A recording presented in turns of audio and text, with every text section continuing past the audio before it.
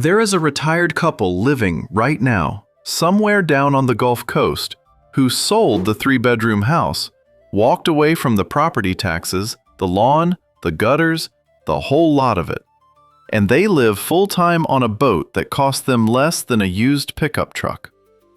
Every morning, the wife pours her coffee in a proper galley with a real stove and a fridge that holds a week of food.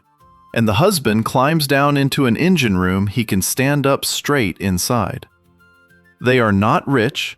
They were never sailors. They just worked out the one thing the fella in the clean polo shirt at the boat show will never say out loud. Most of the boats tied up at that marina will quietly eat a retirement alive. But a small handful of them, the slow, plain, unfashionable ones parked in the back row past the faded for sale signs, were built from the keel up to be a home. Not a weekend toy you trailer back to the driveway. A home you can untie from the dock and live on for the rest of your life. I'm going to walk you down to 5 of them. 5 trawlers a retired couple can actually live on full-time, counted down from number 5 all the way to the one I'd hand the keys to my own father. But before we get to the first boat, you need to understand the single thing that separates a boat you visit from a boat you live in. Get this wrong and you'll buy something that photographs like a yacht and turns out to be a tent on the water. Something you can't stand up in, can't store a winter of groceries in, and can't spend a rainy week aboard without the two of you climbing over each other like a pair of cats in a sack. Here it is. A liveaboard trawler and a weekend cruiser can look almost identical from 10 feet away on the dock. The difference is on the inside, and it comes down to 4 things. First, standing headroom. You have to be able to walk through that boat flat-footed without ducking, because a stooped back at 60 becomes a ruined back at 70. Second, a real galley and a real head. A household-size fridge, a proper stove, a separate shower stall you're not sitting on the toilet to use. Third, a separate stateroom with a real bed you can climb into from both sides, not a coffin berth you slide into feet first. And fourth, the thing nobody thinks about until winter, fuel and water tankage big enough that you are not running to the dock every other day. A weekend boat skimps on every one of those to look sleek in the brochure. A liveaboard was drawn by somebody who understood that 2 people were going to spend 1,000 nights aboard. And underneath all of it, down in the bilge, is the part that decides whether this is a retirement or a second mortgage. 1 engine or 2. The salesman loves twins because 2 of everything sounds safe, and because 2 of everything is 2 of everything to sell you. 2 sets of oil and filters, 2 raw water pumps, 2 transmissions, 2 of every belt and hose and impeller on the boat, and a fuel bill close to half again as fat every hour you run. A full displacement trawler does not need 2. It moves slow on purpose, 7 or 8 knots, and it gets there on 1 easygoing diesel turning low and lazy. That single, simple motor is the whole reason a retired couple can afford to live aboard at all. Keep that in your head as we walk the dock, because 4 of the 5 boats I'm about to show you can be had with exactly 1. Let's start the countdown at the back of the lot. Past the boats nobody photographs. Number 5 is the Marine Trader 40 Sun Deck, and it is the cheapest, honest way I know to put a real floating home under a retired couple. You walk down any dock from Florida to the Chesapeake, and you'll find one sitting quiet with an asking price somewhere around $45,000 to $70,000. And the rough ones, the projects that still float fine, change hands for less than a decent used truck. People stride straight past them, and I'll tell you exactly why. It's the teak.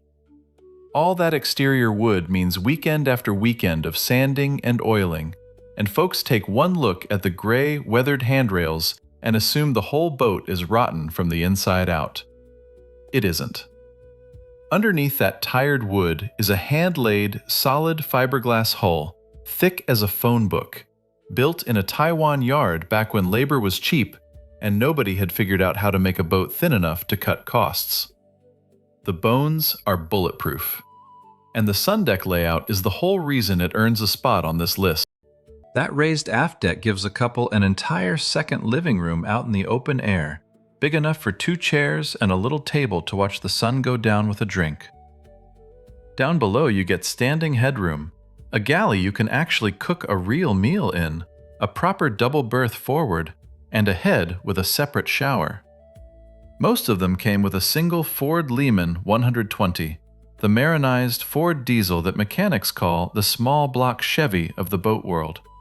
It turns slow, it sips 2 or 3 gallons an hour, and with nothing more than regular oil changes, it'll run 12 to 15,000 hours before it ever thinks about a major overhaul. Here's the honest part, because that's what we do here. Those teak decks are the weak point. After 40 years, the bungs and the caulk let go, water finds the core, and that is exactly why the price is on the floor. So you do one of 2 things.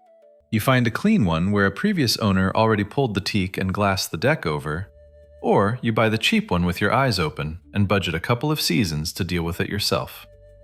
Either way, you put a real surveyor on that boat before you hand over $1.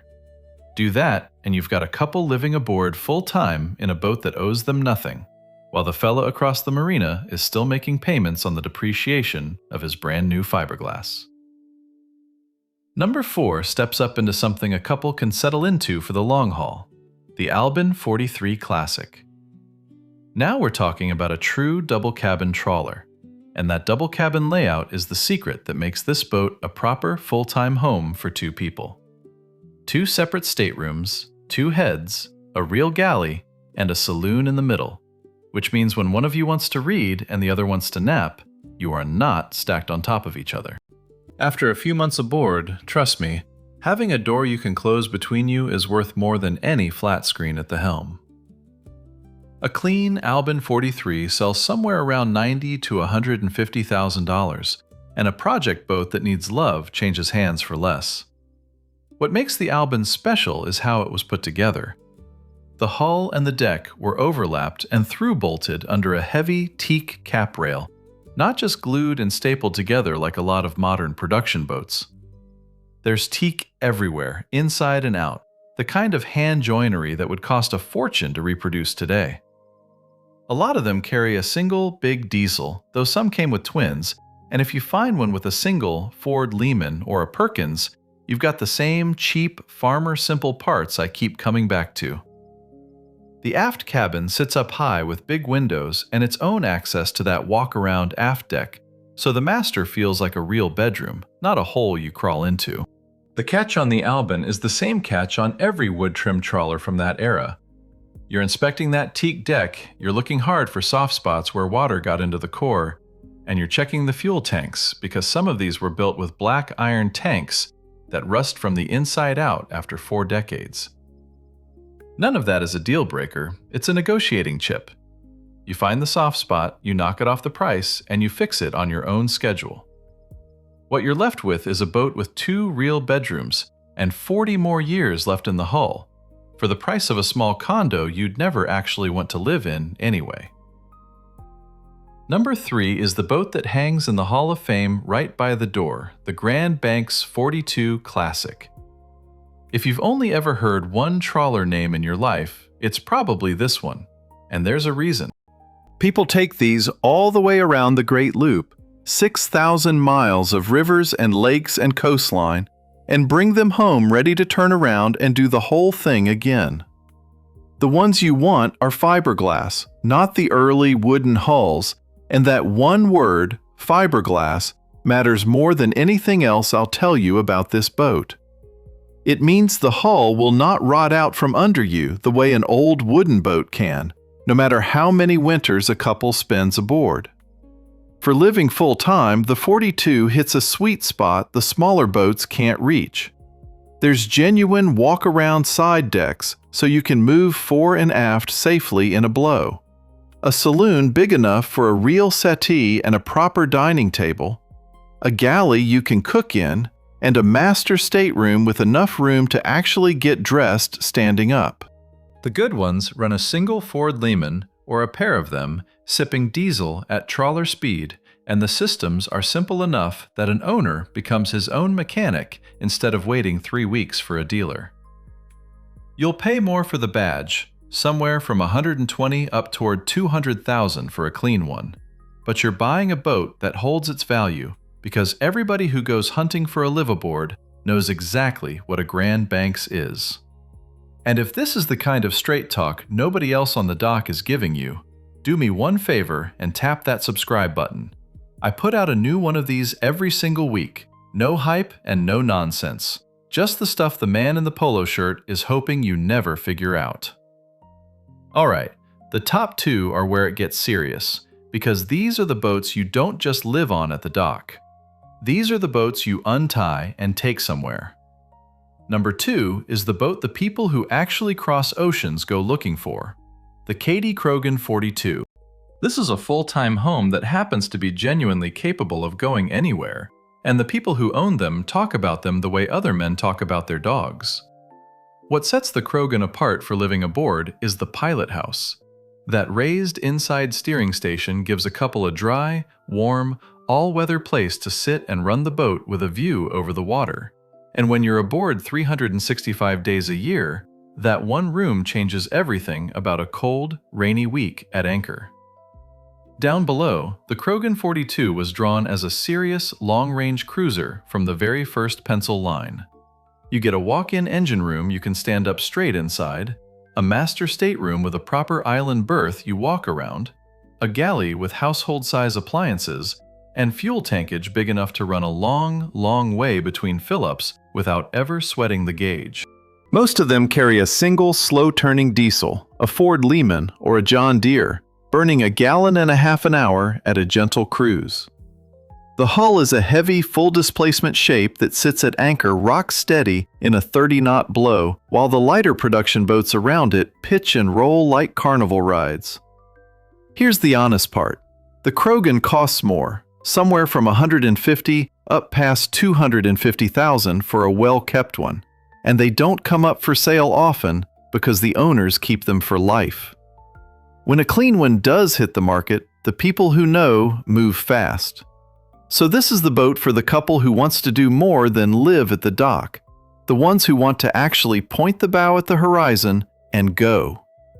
If that's you, the Krogen is the dream. And it's a dream that will still be floating long after the shiny new boat the broker pushed is sitting in a yard with an $80,000 repair bill. And that brings us to number 1. The boat I'd put my own money on before any other boat on this dock, for a retired couple who wants to live aboard full-time. The DeFever 44. Art DeFever was a California naval architect who spent his career drawing commercial tuna boats, 80 to 180 feet long, the kind that ran all the way down to the Galapagos and stayed at sea for weeks at a time.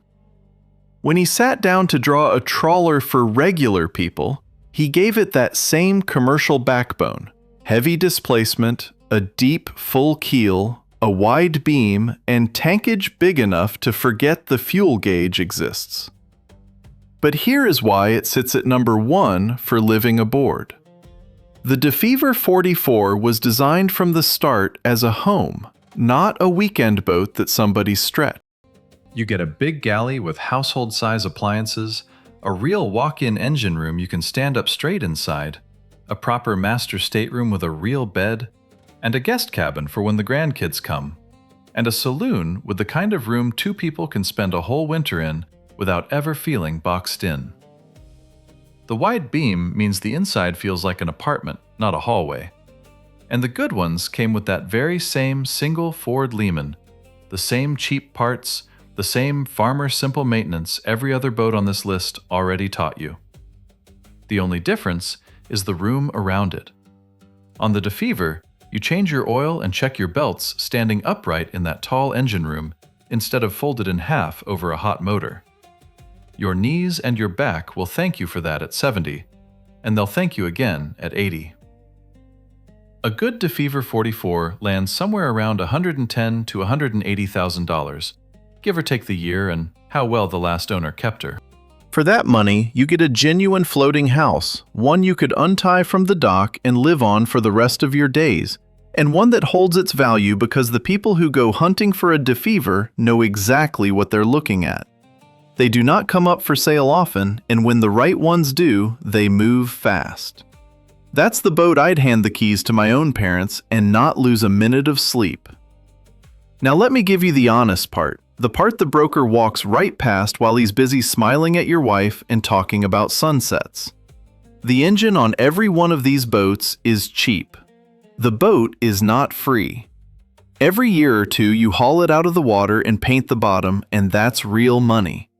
A slip at a marina is real money every single month, whether you cruise to the islands or the boat just sits there growing barnacles on the hull.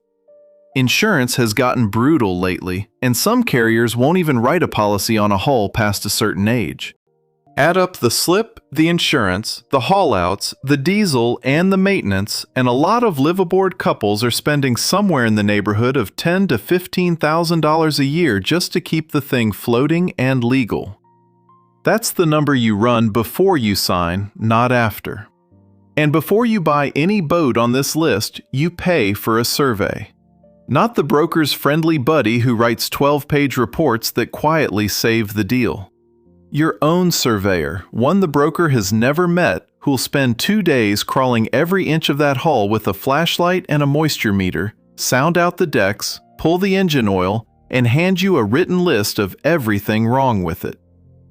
A 40-year-old trawler can look gorgeous in the listing photos and be hiding soft decks, rotten tanks, and blisters that cost more than the boat. That few $100s for an honest survey is the cheapest insurance you will ever buy, because it's the difference between buying a solid home and buying somebody else's $50,000 mistake. So there are your 5.